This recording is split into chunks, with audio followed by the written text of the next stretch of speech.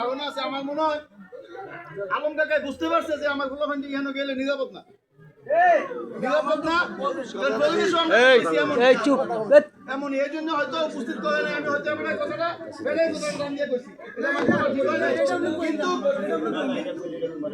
হ্যাঁ এই কথাটা বলা হয়েছে নিরাপত্তার জন্য আমার একটু কথা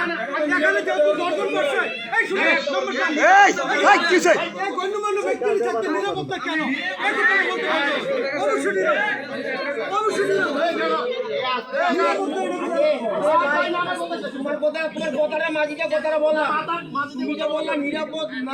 তারপরে যে আলমের মেয়ে আলমের বোনেরা শুনো আমি তো কথা তোমার কথা বড় কথা আমি বলতে নিরাপত্তা কেমন মনে করো আমি কেন কি জন্য কথাটা বলছি আমি তো বুঝতেই আমি কেন কি জন্য কথাটা বলছি আমার কথাটা বুঝতে আলমের বোনে আলমের বিয়ের উপরে করে নিরাপদ না কই তারে না আমরা হীরা ধরতে আছে শুনো আমরা যাইতে জিজ্ঞেস করার জন্য তারে না হীরা ধরতে শুনে নিরাপত্তা কথা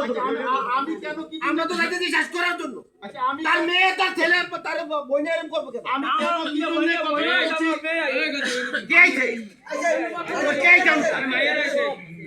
এই তোমার মেয়ে আইলে তোমার মেয়ে এই শুনো এ হলো সামনে বসাও সামনে বসাও